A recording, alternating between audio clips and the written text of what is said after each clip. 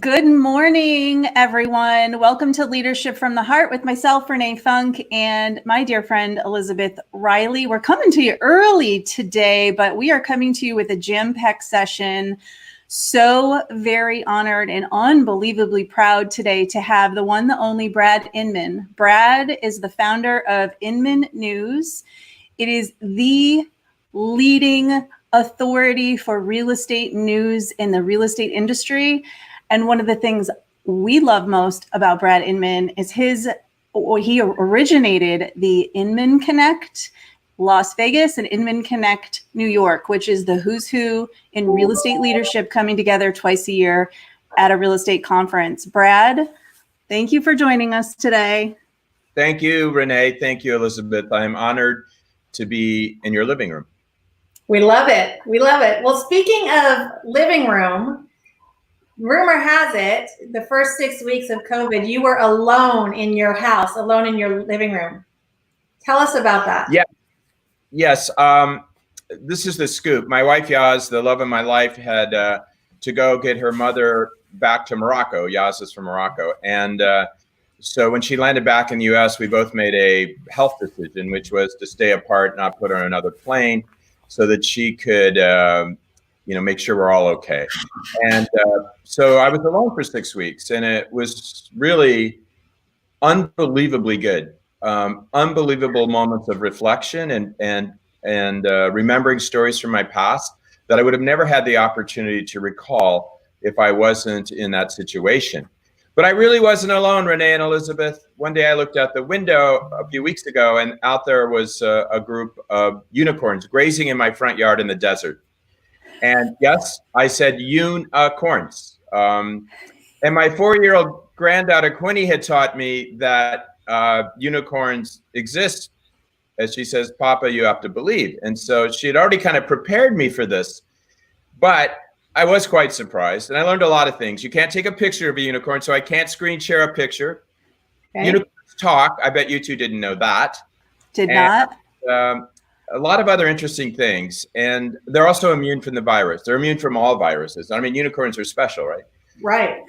So I decided after a little bit of nerve-wracking few days watching them to actually go out and talk to the unicorns, and chatted them up every morning at the same time for about 3 weeks. And the day I went to pick up Yaz at LAX, they informed me they were leaving.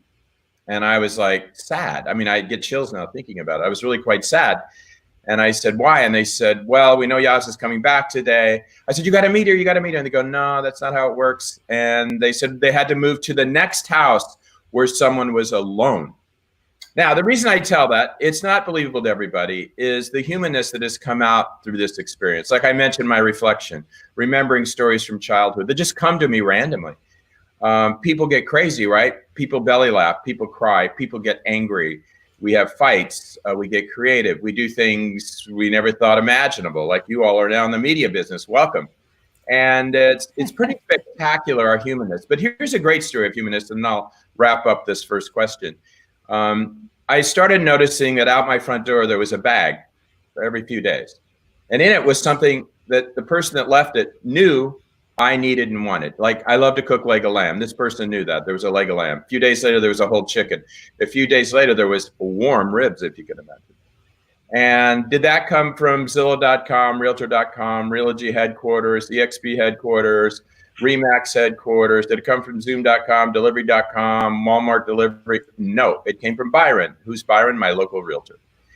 And that was a great act of service, not sales. No business card, no follow-up, no text. I just knew who it came from.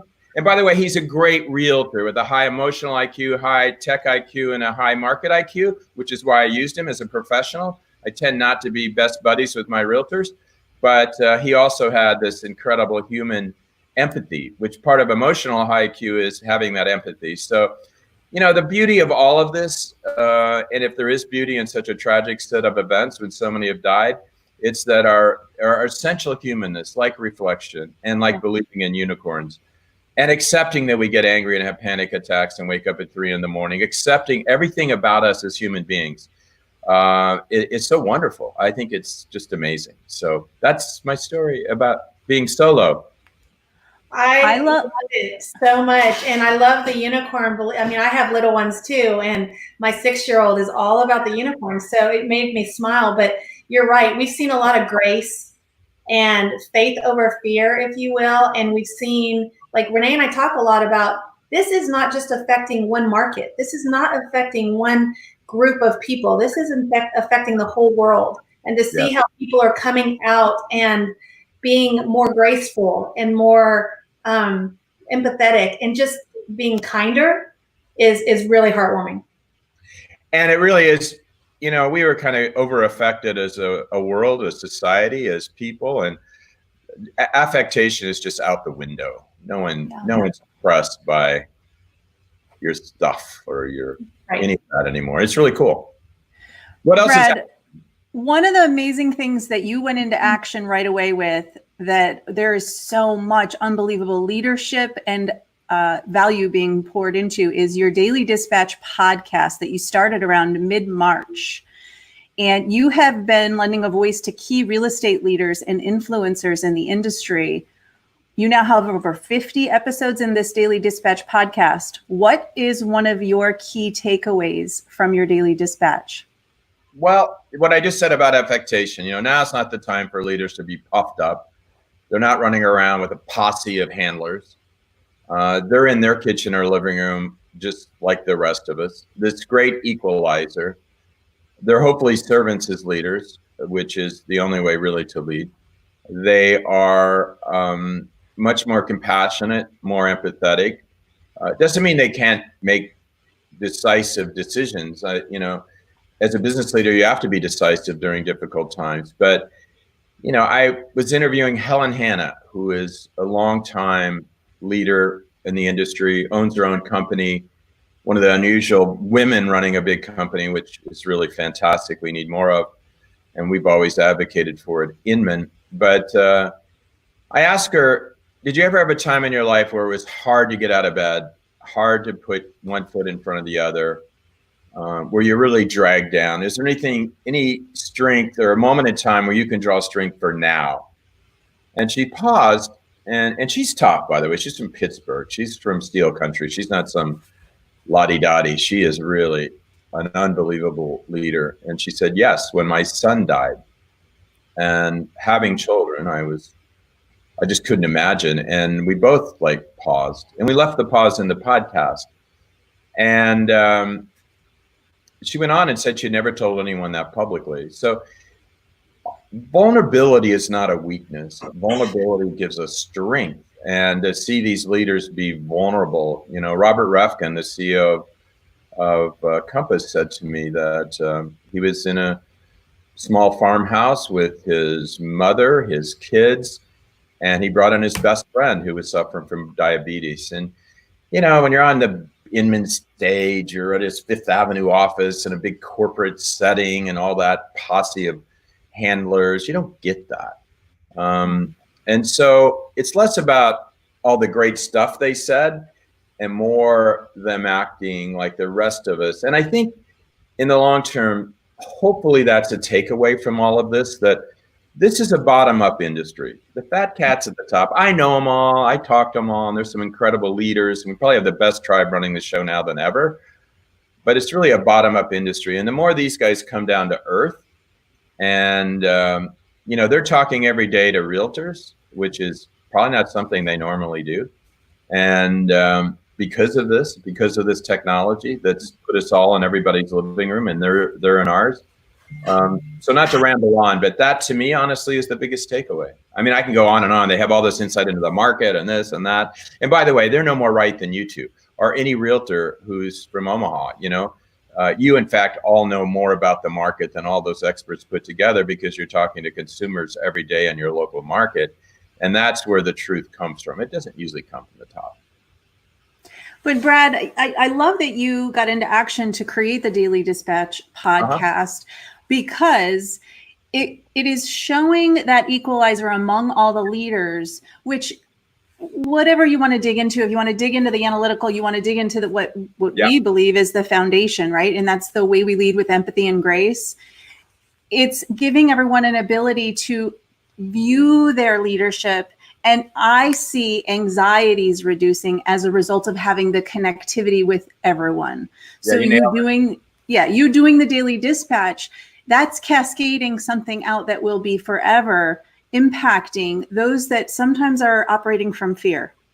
Yeah, I couldn't agree more. And I'll just use myself. I started that because a buddy of mine, Dave Sharon, called me one day, and as you could tell, I was kind of anxiety stricken and not doing too well. And the reality is I write every day and have since I was 12 years old. I got tapped to write a sports column for the local newspaper when I was only 12. And I love journalism, and I've been doing it every day. It's my yoga. It's every morning I wake up and write. But I couldn't write for about a month. I couldn't, I just couldn't do it. And it was very scary. And he knew I was a lifelong content creator. So David said, start a podcast. And I had started many before, but who would have thought? We have hundreds of thousands of viewers and listeners, and it was just the perfect time. So as much as anything, the podcast was about a little bit of saving Brad, and then it also, what I found is all these people are super accessible now. You don't have to go through some PR machine, and many of them want to do it on Saturday and Sunday. Who cares? It's all one big blur, right? And I don't even know what day it is. I think it's Monday, but so that it really helped me a lot. I just think there's so many takeaways from all of this that's going to benefit the real estate industry that makes me super, super excited. So you have created an incredible community, an Inman community, not only just in real estate, but a number of people outside of the industry know you, follow what you're writing and what you're sharing.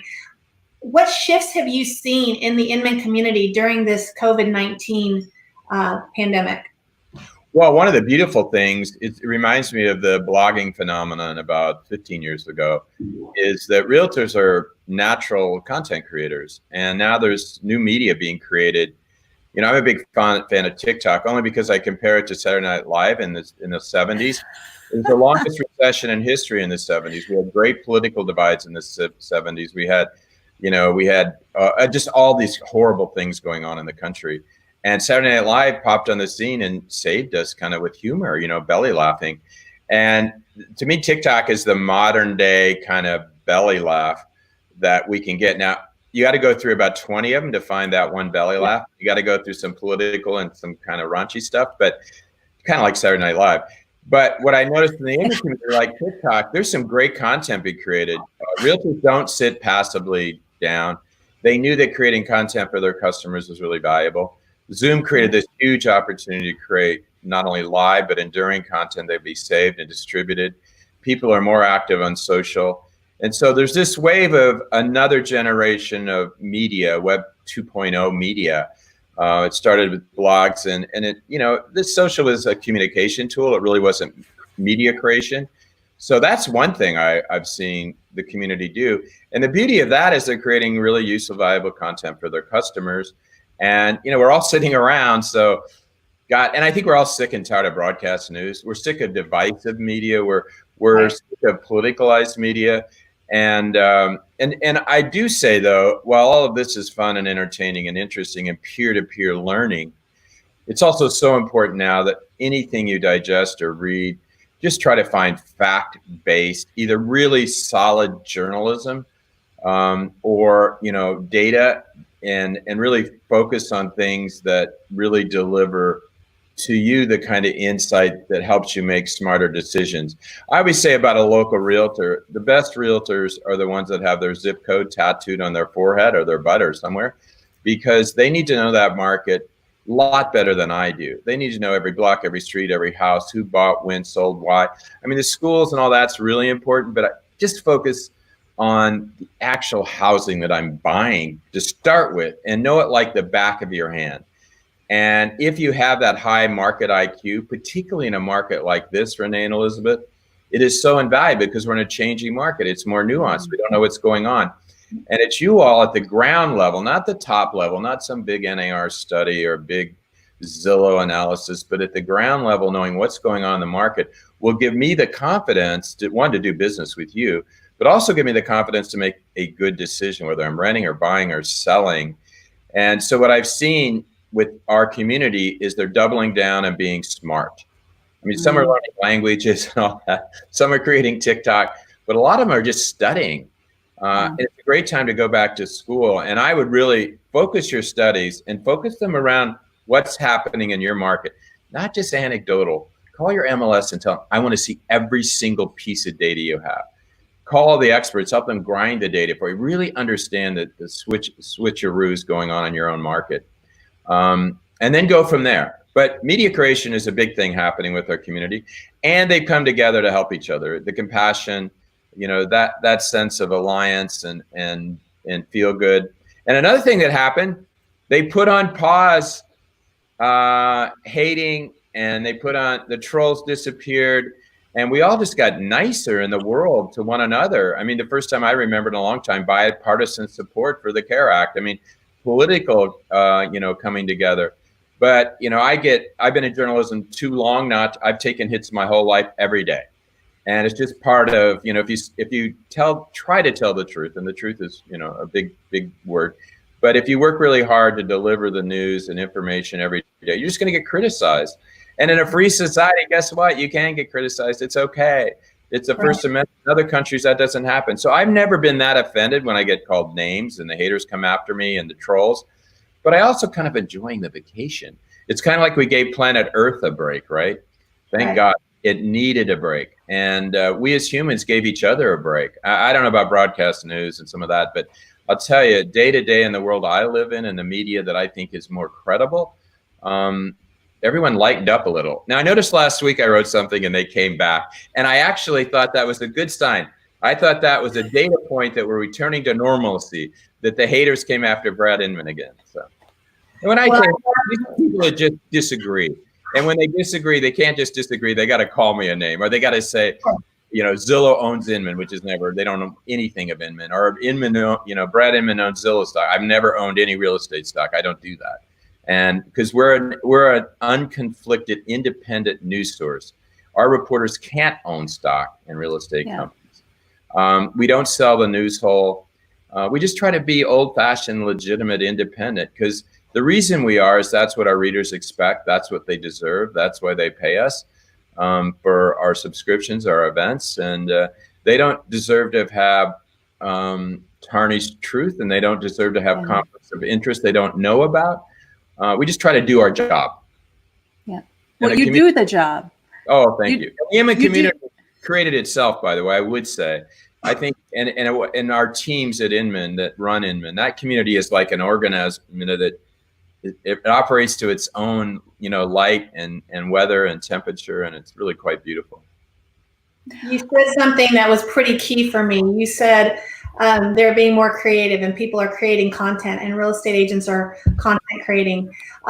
There is a leader that we've actually interviewed that I respect. She is involved with Platinum Top 50 here in Austin, and she works with really the top agents. And that is one thing, a year or so ago, she would always talk about create before consuming, right? And I think we were all in our day-to-day hamster wheel, and everybody was just going, and you're consuming because you're having to do all these different things. And now time has slowed down. And so now we have that flexibility and that opportunity to create. So what you just said was key, being able to be more creative and taking that time to really think about what you're trying to do and being intentional in that.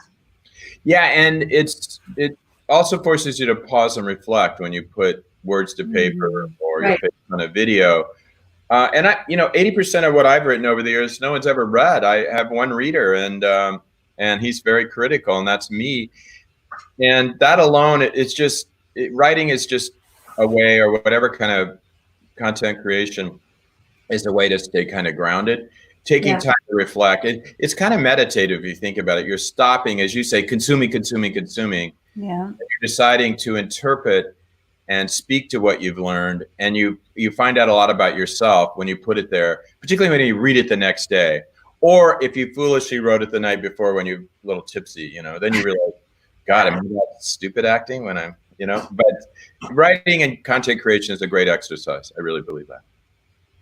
Brad, you've been leading the way in so many different ways, whether it's your numerous ventures in innovation and technology. You're obviously the authority in real estate news. You collaborate and you share conversations with the best of the best. What important lessons would you share with the real estate leaders of tomorrow?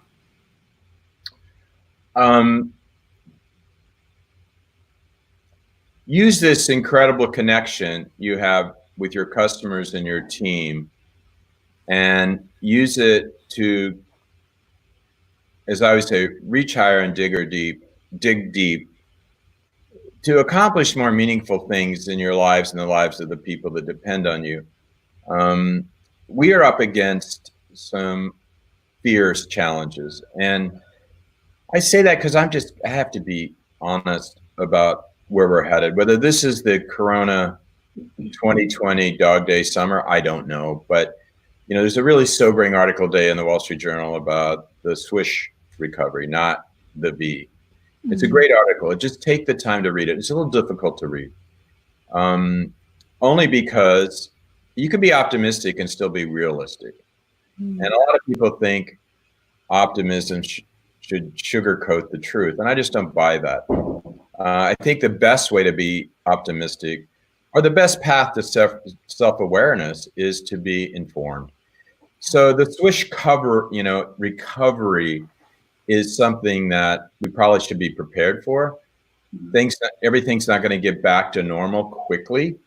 And so we have to face that. One of my lessons of life is to get up every morning and face it. No matter what, face it. Don't hide from it. Don't run for it. But it also doesn't mean you have to be down or be a Debbie Downer. I had an experience in 2011 at the end of the year where my parents, who had been married 62 years and I loved to death, died back to back. Oh, wow. And I had 3 businesses that were all, like everybody, faced huge challenges. And I was holed up in the Upper East Side of New York in a little apartment, and I'd also broken off a relationship that wasn't working. And I would sit in that studio in the kitchen in a little chair at 1 o'clock in the afternoon, smoking a cigarette and drinking bourbon, and getting on the phone and going, poor me, poor me. And my children and my family were supportive, but I dealt with that situation with a little bit of anger, and it was obviously a little bit of depression. And Connect then rolled around in New York 2 weeks later, and I really wasn't feeling up for it. And I had a presentation the day before the big stage with 50 people, and Chris Smith was an executive at Inman, and he was our MC. And I gave a really gloomy, doomy speech. And he took me back in the back room after that, and he put one hand on one shoulder and the other, and he looked me right in the eye. And I really loved that guy. And he said, Brad, get a grip. These people are depending on you. Fake it till you make it. Like, when you go out there tomorrow, I know you can't not tell the truth about what you think is happening, but you can't put on that gloomy, doomy face. So I never forgot that. I had someone else once say to me, Susie Hale, back in the day, I was running through the conference center, picking up lint on the carpet, and had a big frowny face and not, being there for the people. But she came up to me, she said, Brad, you got to smile. Just do a fake smile, because if you're not smiling, everyone here thinks something's wrong. They think there's going to be an earthquake or something. They're depending on you. Yeah. And those 2 lessons made me realize that, face it. Don't lie to yourself about what's going on around you. But you don't have to do it being all gloomy and, doomy. You can do it with, a face of confidence, compassion, and a smile, and that'll get you a long way. So did I answer your question? You sure did. You sure did. I love that. And I have to say that I see, for the realtors watching, there's a great number of Inman community Facebook groups, and there's so much great authentic collaboration going on there. But I also see when you come in and you post in those groups and you kind of drop those wisdom nuggets, you can see you processing through it, which that in and of itself is really great advice and guidance for those who are seeking, well, how do I lead today? Because sometimes leading isn't that much fun. And quite frankly, it's okay to say sometimes it's scary. You got it. And I'll tell you, Renee, too, what I do in those groups is I learn so much from you all. And what I love, I remember early on, I put, is real estate an essential service? And we had 500 posts. Yeah. Yeah. Is a guy going, a few of the haters came out, but not really. But one guy said, you asked the question the wrong way. And I thought, you needed to. And I went, no, I just asked my community if it was an essential service. I didn't put a big prepositional phrase. I didn't put a bunch of adjectives. I don't know what you think, but I'm just curious how you're feeling. That's not how I behave. I know my community's ready for this straightforward question. Right. But that brought up something that I learned. You mentioned podcast learnings. John Payton, who really is an amazing guy. He reminds me a lot of Glenn. Really a thoughtful guy. And he had gotten the coronavirus, as did his wife, from their college-age son who came back from spring break. Mm-hmm. And he talked about the early days of this, where he spent a lot of time broadcasting out their message to the members. Mm-hmm. He said it then came to him that he needed to listen. And so now when he goes out, he doesn't do any of the talking, and he lets.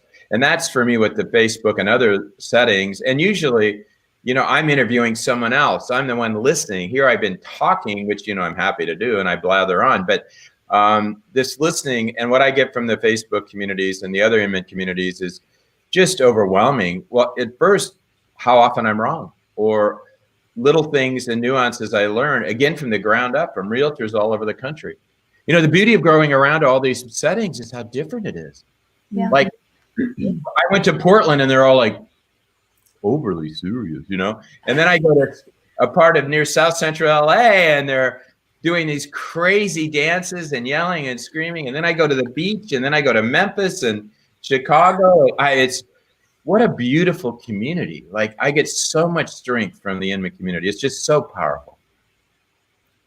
There's a lot of really good connection going on. There always has been, but I've seen a shift, and I've seen more of an authentic shift where it's truly reaching a hand out and helping one another, which that's what it's all about. Because once we come together in that way, the more we do it, the consumer opinion changes of us and continues to evolve.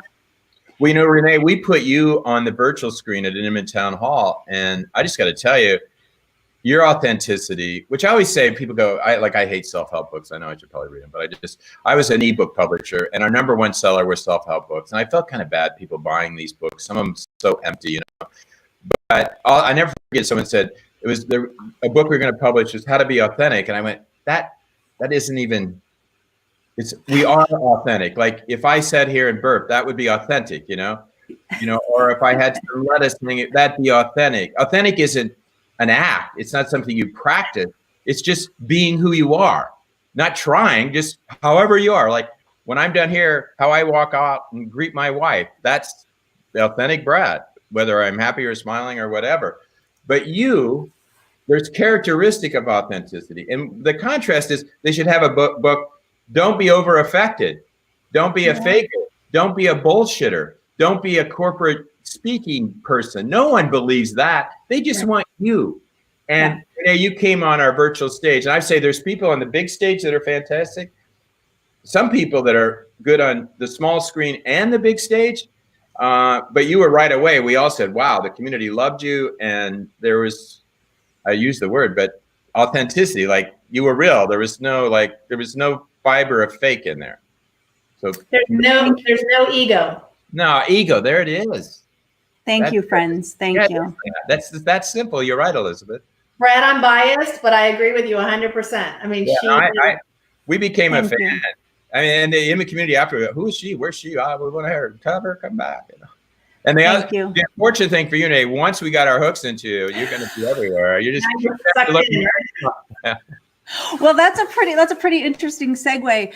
We've been talking on the show, Leadership from the Heart series, a lot about agility, right? I mean, if there's ever a time, at least in our lifetime that I'm aware of, agility as our core focus every morning has been just a demand of the day because, well, for a while there, the first beginning in the couple weeks, we were every hour, it felt like things changed. Yeah. So I have to say one of the finest tools that I've seen at agility is the way Inman came together and pivoted and said, okay, we're doing Inman Connect Now as a fully virtual conference coming up in June. Can you talk about Inman Connect Now? Sure. It's just, agility, I always said, is about having high expectations versus low expectations, feeling like enough confidence in yourself that you're willing to change and you're willing to make a mistake. And if you approach agility, is not just being smooth, and it's just like, wow, we can do this. And then taking the steps and executing really well. Behind the scenes at Inman is a group of people that execute really, really exceptionally well. And it's a high bar at Inman. It always has been. Like, if you decide to be a good journalist, you got to really work at it. You can't be lazy. You can't just publish. You got to get the facts right. You got to make sure. And as we produce physical events, high production values, good speakers, and we just realized, hey, we can do this virtually. We have no clue if it will be successful. Right. We won't apologize for trying. We'll apologize for mistakes, but that's part of being agile. If you think about it, agile is like, can I move quick and can I do this? Can I go down this road, because I want to explore a different path and not be afraid that I'll get lost and not be afraid what I might see. It's so easy. Like, I notice when I bike in the morning, I just start to go down the same path. It's like, why am I doing this? Or Yaz will say, let's turn right. When we lived in West Hollywood, she used to love to go into the gnarly neighborhoods of Hollywood. I like to go to Beverly Hills because the bike paths were better. But the point is just go south and north, don't go east and west. And that's what agility is about, not being afraid to change. So I think we'll get this right. But the way we'll get it right is having people like you on stage. You're playing a big role because your dress rehearsal is so fine. And now we're going to try it out. And in some ways, I think we're all learning that digital's better in a number of ways. We can access more people in more four corners of the world. And in other ways, you can hug and high five. But I think they're here to stay because I think physical events are, they're still uncertain. And so it's going to be packed with great speakers. I mean, all the big CEOs of the world are going to be in your living room. We're bringing them to your home so you can chat with them. You're going to get a house tour of, Rich Barton's house. We're going to make it a lot of fun, but really very high production and not just a bunch of Zoom faces, but, be some of that because that works really well too. So, we're going to give it our best shot. We're all in. Inman's been lucky. We haven't laid off people. And so we pointed them in the right direction and said, hey, here's something we can all bite off and, stay employed and get it done. And they really stepped up and the community is real supportive and signups are, just we're getting many more people than we would get live. So, and you can come for $50. And in the old days, you pay $800 to go to a live event. You have to travel. You have to, get that corner room next to the elevator and wait for your room to be ready at 3:30 and, wait for the Uber that's not late, stand out in the cold, go to dinner. And now you don't have to do any of that. And it's $50 instead of $1,500 or $2,000 after you add up all the costs. So that makes my heart feel good because I can bring Connect to a lot of people that could never afford to come. Well, you're talking about connecting and consumers. Our consumers are appreciating how we're pivoting, right? And how we're changing things to make things so much easier for them. Well, in the same breath, we as consumers, right? What you're just describing is exactly what we're needing as well. So we're getting to still have all the content, still have all the interaction. You're talking about Inman Connect going live. Well, our shareholders event, same thing, is this week, which I love to travel. I love the face-to-face, but I have to tell you, I'm super excited for the reasons you just explained, right? There's going to be a lot of things we'll be able to see, but so many more people have access now where they didn't before, right? And a lot of people can't travel or financially can't do it, or they have families. And I mean, we all are faced with that, but now you are being able to speak to the masses much more than you were able to before. We're able to provide for our consumers and our clients in a much bigger way. And so I agree. I think it's here to stay in a different way. And I'm excited about watching and seeing and learning in this way and not having to have that added stress or anxiety or anything else because we're all in the same position. Absolutely. and the interaction that we can do digitally. You know, everybody, I should explain, I took Zoom airline flight 1233 to Orlando last night, and it was a great flight. And I'm getting on Zoom flight, I guess, 42, and I'm headed to Atlanta, which is pretty close by. Get this, you all. The market cap of Zoom is greater than all the large airlines combined. This idea of Zoom Airlines taking us to people's homes and creating this connection, it's not like comparing it to the physical connection. It's a new experience. Yeah. It's an entirely new experience. You know, in the old days, you'd sit in a conference room. Like, I've had a lot of companies and bought and sold in big conference rooms, and, you know, the bankers would be there and the lawyers would be there. And then one guy would be on Zoom, you know, and we'd all like, and then you'd get through 30 minutes of the meeting and say, oh, what about John? John, do you have an opinion? You know, you think now where we all are here, it's again this great equalizer. It's really quite beautiful. And it doesn't mean, you know, none of the old stuff's going to hang on. It always does. But there's a whole new way of looking at the world that's pretty damn exciting, I think. Well, adoption out of necessity can and should yield us some really interesting efficiencies in the industry. Like, for example, our team has spent a lot of time over the last 30, 45 days talking about, okay, great, we have our customers adopting these technologies. How can we then parlay those same technologies into improving our customer service in continued fashion to stay, right? Yeah. So that we will hopefully then take what may have been 20 showings, and maybe we reduce that to 5 showings, belly to belly, right? Because we can do buyer discoveries in advance. Yeah, it's amazing what's going to happen to the transaction. I had Pete Flint, the founder of Trulia, on. He's a good friend, and he first came to Connect. Get this, he called me as a student at Stanford and said, "I can't afford to pay for Connect. Can I be a volunteer?" And so he checked badges at the front door.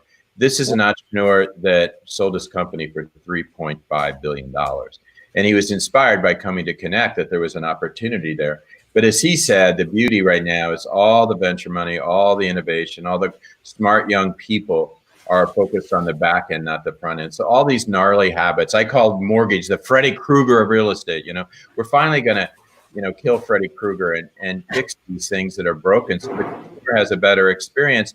And the realtor too. This is good for everybody. And I can turn to my realtor for that high emotional IQ to help me through this gnarly transaction. I can depend on this realtor to tell me more about the market than anyone on planet Earth and any portal will ever understand. And they now have the tech IQ with all the tools to make my life easier. Because what I think realtors are learning, consumers have been ready for this for a long time. It just took the industry to adopt. But it's also the time to throw away all this tech we bought when we were too busy to think about it and get rid of it. There's a lot of tech we have that is useless that we couldn't curate. Now, I'll give you an example real quick. The other day, I turned on my Roomba for the first time, and it was yelling and screaming and talking to me and rumbling through the house. And I was having kind of a half-assed day. And you know what I did with the Roomba? I took it and threw it in the pool. And then I grabbed my broom and I swept the house. And there's an example where the broom, that technology, how long has that been around? 400 years? It still works pretty well. We should keep the broom. But you know what we shouldn't keep? A 400-year-old tradition? We shouldn't keep a notary wet signature. Stupid.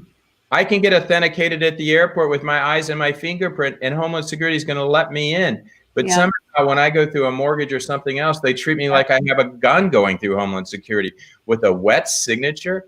I fought with the bank recently. They wanted to send in a notary, and I said, "Are you kidding me? This big bank that I've been doing business for 30 years, you're going to risk my life by sending a notary to my house?" And they finally went, "Oh, I guess we shouldn't." I go, "No, you shouldn't for me now. You shouldn't do it for anybody else, and you should never do it in the future. We authenticate digitally now. We don't need a notary and a wet signature." I get so true preachy about some of this tech because, come on, gang, let's move on. Let's focus on the right stuff. Well, that's a great segue because I have a great question for that. I mean, there's so many evolutions. You're just talking about a few right now. So what do you think, in your opinion, what's the next tectonic shift in the real estate market or industry? Yeah, total automation. With the realtors still center stage, and already for 10 years, the realtor hasn't necessarily been the captain of the ship. There's a little big worry. The realtor's got to be at the center of the transaction. That was kind of an ideological principle. So what does that mean? Wouldn't it be good if just you couldn't get on the boat without the help of a realtor, right? Think about it this way. Have you ever got on a boat without someone helping you get on and off a boat? It's real. I mean, maybe you figured it out, but most of us need some help getting on and off the boat. Yeah. Even when you go on a cruise, they help you get on the boat, right? Right. So wouldn't it be the realtor is that facilitator of getting us on and off the boat, on and off the boat to home ownership, on and off the boat to new housing. And so I think what we're seeing now is all of that other stuff that was the agent playing the role, the bureaucrat, the secretary, the administrative, is a really demeaning role. What we really hire a realtor for is the three things I keep talking about. I want someone empathetic and understanding of my motivations, who's listening to me to make the toughest decision of my life. I want someone that gives me all the tech tools to make this as easy as pie. I used to call it the latte vision. You should be able to buy a house as simply as it is to buy a latte. And people laughed at me, but my point was, there's a lot of stuff here we can get rid of. And third, I want that market intel, and let the realtor focus on that, not pushing paper for Brad Inman. What a waste of time. And that's the titanic automation of the transaction by the real estate industry themselves adopting it. Second, to their consumers being more than willing to adopt it, more than willing to go to virtual home tours, more than willing to get rid. You think the consumer wants to do a wet signature and isn't willing to do documents? Are you kidding me? The consumer is way ahead of the industry, and now the industry is catching up. And I think we're just going to have a much easier. And you know what happens when this goes on? There are more transactions. Yeah, because it's easier, and there's more deals. In the end, that's the big picture. Your distinction is so important because oftentimes if someone says automation, there is an element of fear that will kick in, especially from the realtor community. You're spot on what you're sharing, and I look forward to that same day. Brad, think back to my story, the Byron bringing the bag, right? Yep. The realtor's never been more important. They're the most, if you think about the one thing this is all of it hyper local, right? It's so hyper local, we're stuck in our house. Right. And we're just spreading our wings. Like I jumped in the pool, just jumped in this morning. And I heard Dave, my neighbor, who happens to be a realtor in San Diego. And we talked over the thing, Sure. As far as my world goes. And in that world is the realtor if that person's behaving like a servant, not a salesy person. And so this has reinforced the role of that empathetic professional that we need. Housing's never become more important, and the facilitator of those people getting us on and off the boat to homeownership has never been more valuable. Such an important lesson. Brad, in 3 words or less, what does the Inman community mean to you? The love of my life is Yaz, but my people are Inman. I mean, it keeps me alive. Yeah. Keeps me alive. Yeah, that's it right there. That's awesome. We can absolutely relate because, I mean, it's the same thing for us. It's our EXP family that we've created or that we know and the people we're surrounded by. It's a blessing, and you don't really need anything outside of that when you're surrounded by your tribe, when you're surrounded by good people that mean well, that do well, that want well for you. Well, I think, my dad used to say, we used to think he was wrong, but he used to talk about friends and family. He goes, after family, and there's a few members of the family you'd like to get rid of, but he would always jokingly say, but there's about 5 people, and I think similar, there's a couple communities that we feel super connected to. And I think all of this, think about it, it's really reinforced what's important to us. And some of this other stuff, why would I go there? Why would I waste my time reading that? We used to try to gobble it all up and be everywhere, but now it's kind of like, wow. And now more than ever, you need to be focused in business, as an example. You need to be really focused. And by the way, I am such a fan of Glenn. Glenn kept coming back to Connect for many, many years with a new idea, new software. And he was always humble, total servant as a leader. And I couldn't have been happier when he hit it out of the park with EXP. Like all of his work and all of his inventions, they all came together in one place. And he's one of those people like I guess my dad, I think it's more than 5, but when I see Glenn, I feel good. I feel good about the world. Yeah. I feel better. when he walks into a room, or when I hear his voice, on the phone, or when I did the podcast. Like, I feel better. Glenn's here. He has that effect for sure.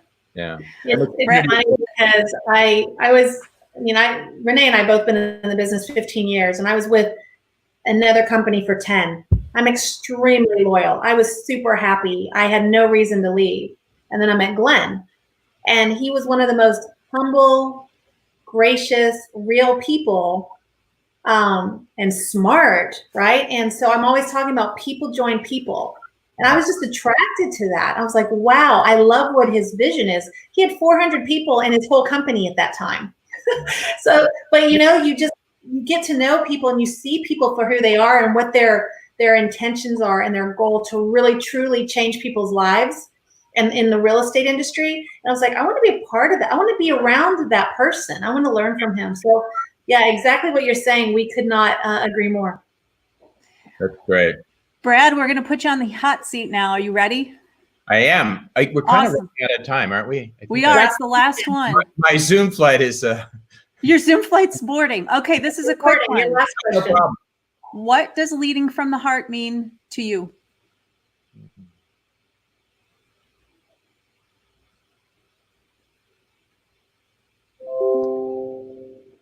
Well, I think life is about this constant journey of being self-aware and,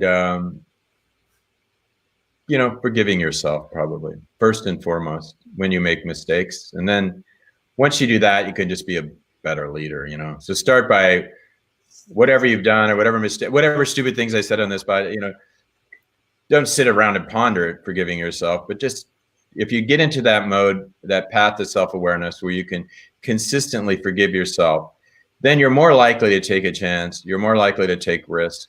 You're more likely to get out of character. You're more likely to turn left or turn right than you would doing the same old thing. You're more likely to go north and south instead of east to west. And then the life just opens up. And when it opens up for you, it opens up for people around you.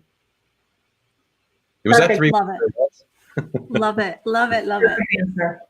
Brad, thank you. It has been such a gift for us to get to spend these last 45 minutes with you. Thank you, Brad, for pouring into the industry, for pouring into the agents. We appreciate you and look forward to seeing everyone at Inman Connect June 2nd through the 4th. Inman comes to our living rooms. There you Pretty go. Epic. Thanks, Brad. Thank you for everything you do. You might see a unicorn. Awesome. That's right. I'm watching. Take care, Brad. Bye-bye. Take care.